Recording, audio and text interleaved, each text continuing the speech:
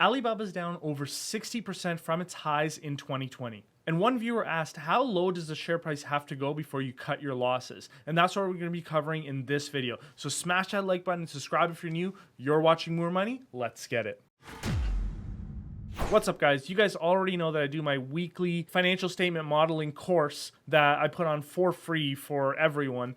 So if you haven't signed up for that course, you can find the link in the description below. But the one point that I wanted to make from that is that after we do the course takes about an hour and a bit to get through. After that, we have a 2-hour time slot, so I generally open it up for Q&A. And one of the most interesting questions that I got from people is, hey, Tay, we know that your cost basis is around $200 per share. So you must be huge in the red right now. And so how low does it have to go before you move on and effectively take your losses? So from here, you can see that the share price has declined way more than from the area where I bought them. They were at around $309.92 at the high in late 2020. I believe that was in October. And then it's just been a complete rush down. And a lot of people have picked up L's along the way. I think Charlie Munger's first position was around $240. Mine was around $200. And there's people buying at $150 because they thought that that was sort of like the resistance level. And then it just continued to go down. So a lot of people are in the L with Alibaba, but what does that actually mean? And I think what it comes down to, guys, is there's a couple of different types of investors. There's investors that look at the share price going down and they say, hey, it's not going to go much lower than this, so I need to buy it now because it'll go up. Those types of people are looking at the price as an indicator of whether it'll go up and down. That's not how I look at these securities. I look at it as a business. So did it make sense for me to buy the business at $200 a share? And then the best way to sort of think about that, and the way that I would think about it, is assume that I bought the whole business at $200 per share. Now it gets delisted. It's no longer on a stock exchange. It's a privately held company by me. Am I still happy with the purchase? And the short answer to that is yes. And here's why. If you look at my 5-year forecast, you can see that I'm still forecasting 18% growth from China Commerce Retail, which reflects the China Commerce other retail growing at 24% and their customer management segment growing at 15%. Their customer management segment is what you would think of as their Taobao and Tmall segments. And then their China Commerce Retail business includes their newer type of innovative businesses like groceries and such. So I still think that there's massive growth here. It's just not going to be at the rates that you saw previously where, in 2017 you see 43%, in 2018 you see 55%, in 2021 you saw 42%. You don't need a forecast at that high. So I'm forecasting at 18%. And we'll see if they get there. I think over the medium term, on average, they'll hit that 18.4%. And to be honest, I actually think they might surpass it. We'll see. There are risks in the Chinese economy. I'm actually going to be making a video on the slowdown in the Chinese economy and dissecting where the slowdown is coming from and how the economy could potentially absorb it, but how there could be serious impacts in the medium term for the country as a whole. China Commerce Wholesale, their legacy business, this is what they started with, only 11% a year. I mean, I'm saying only, but for China, that is slow, right? Especially for China online retail, that is slow, but that's predicated on North American demand, right? Internationally, I think they do okay. They've been growing at, in 2021, they grew at 50% with their international commerce wholesale. I am not forecasting anywhere close to that. Even in Q1 and Q2 of this year, as they've just reported, they've been doing really good with international commerce. I just haven't increased my revenue forecast. I haven't increased it. Sinyao, obviously, 20% growth every year. I think that's reasonable. I'm not forecasting based on how fast it's been growing historically. And so overall, I'm forecasting a revenue growth rate of around 19%. And when you compare that to their historical growth rate, I am much lower, guys. And so if I'm forecasting the revenue growth rate at substantially lower, and I'm still valuing this company at higher than what its current share price is, then it makes a lot of sense to continue to own this company because the value is what you buy. It's not what the share price reflects, right? So let me continue along with this and show you what I mean. The one item that I did not mention that is in my valuation, and if you look here, you'll actually see my valuation is $293 per share. And $30 or almost 10% of that valuation is just that they have cash and equity securities on the balance sheet. So they're going to be buying back more shares, and they've been showing you that by buying back more shares. So I'm valuing this company at $300 a share, essentially. Now, here's one thing that I'm not giving a lot of credit to in my valuation, which is the Alipay business. And the reason why is because the Chinese government is slicing up Alipay right now. We don't have a lot of guidance as to what the final thing is going to look like and how much operating income Alibaba will be entitled to with Alipay, essentially what their final ownership amount will be. I don't know. I'm still waiting for more news to come out here. We have seen good news. I have covered it on the channel, but I just wanted to go over exactly how Alipay makes money. For some of you guys may not necessarily know. So Alipay essentially facilitates transactions on Taobao and other e-commerce sites. And the way they do that is by they'll hold the funds of the buyer into an escrow account until the buyer has received the product, and then they'll release the funds. And they charge a lot lower than what PayPal charges for that service. So that's the one part of their revenue stream. The other part, and this is where Alipay really became mainstream in China, is they're used for ancillary services. So for example, buying train ticket, paying their utility bills, buying insurance are just a few examples. And in a previous video when I was going over Alipay, there's this whole ecosystem of what you can do with Alipay. And of course, finally, if people want to purchase something on the Alibaba network, they can do it by credit, and so Alipay also extends credits to consumers. And so you can see there's a huge payments ecosystem here addressed by Alipay. It's addressing the escrow services, it's addressing all the ancillary services that can be used with a digital wallet, and then of course they offer credit as well. So it's a very valuable business that we're giving zero credit for in the Alibaba valuation.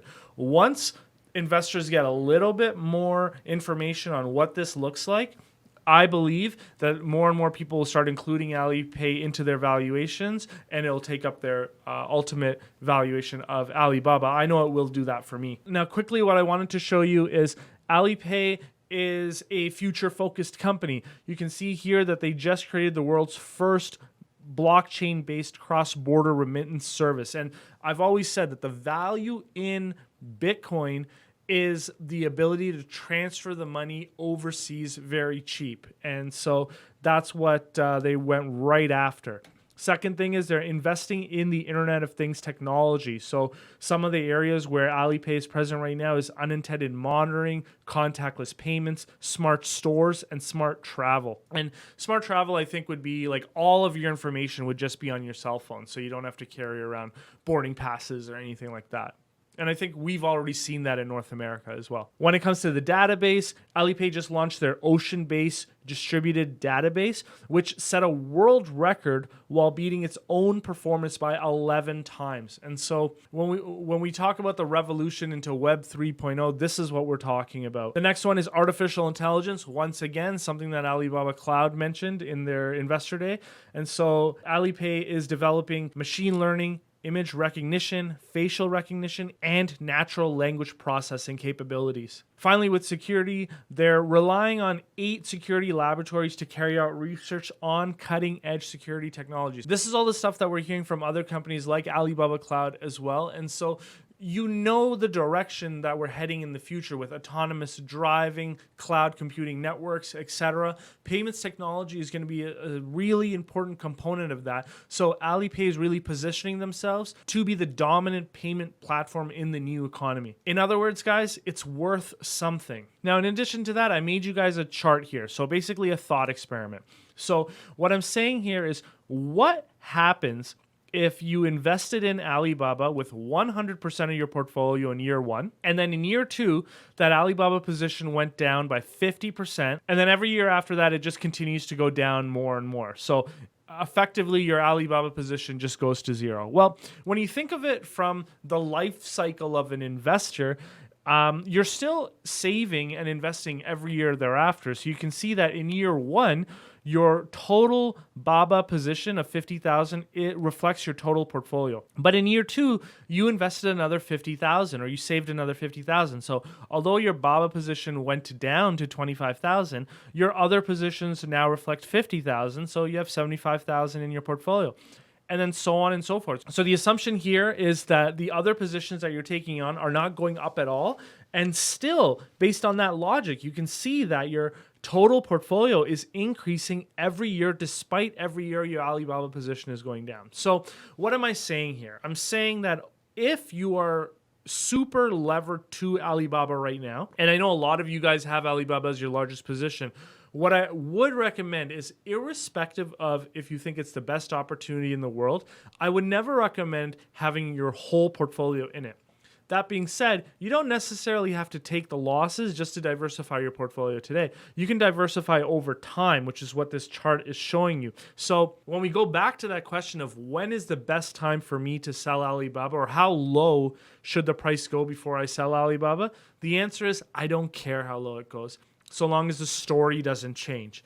And if the story doesn't change, in my mind, the value of Alibaba is $300 per share plus. So if it goes down to $8 a share or $5 a share, I don't care. Now, I've already shown you this before, but from here you can see that $30 per share, if you just add up the net cash and the equity securities, $30 per share is just cash and equity securities as part of the valuation. So if the company's trading at $100 per share, 30% of that valuation is just cash and investments. So going back to this chart, you can see at the end of year 12, my portfolio is still $600,000, and in year one, it started at $50,000. So over time, I'm just going to continue to look at other investments and make other good investments, and my portfolio will be just fine. Now, can I afford to take 50% L's every year? No. But it's very unlikely that I'll be doing that if I'm looking for strong companies with good moats, strong management, low levels of debt that are ownership focused. So that's sort of what I think there. Now, with that, I wanted to share an L for you guys, because I just told you guys that I'll only sell my Alibaba position if the story changes, which significantly reduces my valuation. I want to show you guys an L of mine that I took way back in 2011, and you'll see the difference in why I classified this as an L. So back in 2011, Warren Buffett invested $5 billion into a bank that everybody hated, Bank of America. Doesn't that story sound familiar to you? Charlie Munger is investing billions, or I guess millions, hundreds of millions, into a e-commerce company that's located in a country that everybody is not investing in right now. So similar story, right? Here's the problem. I did not understand Bank of America. I ended up buying the shares of Bank of America at the same time that Warren Buffett bought the shares of Bank of America. After, though, like I bought the shares after Warren Buffett bought his shares. And so I was following him in. Here's the problem. So as you can see in this chart, the shares pretty much only went up after that. But in 2011, I took a little bit of a gain, and then I had to admit to myself that the only reason why I purchased Bank of America was because Warren Buffett said that in the future, Bank of America will be worth a lot more than what it's worth today. That was the only reason. I did not have a working model for it. I didn't understand the story. So I had to admit to myself that I would never know when it's time to sell Bank of America. So what did I do? In 2011, I ended up selling that stock. And what does that really show? It shows that although I made money, that was a huge loss, and it was the biggest L I've ever took in my investment career, because I invested in a company based solely on what a super investor was doing, and I didn't understand the story to the point where I was confident, irrespective of the super investor being there or not. And so I wanted to share that with you, because that's how I think about buying and selling securities. I think about story first. I don't care where the stock goes. Bank of America is an example where the stock went up. I still sold it because I believed that I was wrong. And I couldn't do the research on Bank of America at the time because it was so complicated and there were so many lawsuits coming. I was not able to value the lawsuits. If you guys go back and look at my Cardinal Health video, I actually valued the lawsuits and was able to build a model deducting the value of those lawsuits, and still came to a point where I said that the company was really cheap and I bought into it. So that's an area that I understand. Bank of America, I didn't understand. So I hope that shows to you guys how I think about investing in general. I'm a story-based investor, not a stock price-based investor. I will use the stock price as a tool to determine when to buy, if there's a substantial margin of safety or not. And I will also use the stock price as a tool of when to sell if the stock price is substantially higher than the value that I'm recording it. So if Alibaba is selling at $800 a share tomorrow, I probably would consider selling the share. So I'll leave it there. And also, guys, Alibaba is reporting on Thursday this week. So if you haven't done so already, I did a very good earnings preview, which you can get to right here.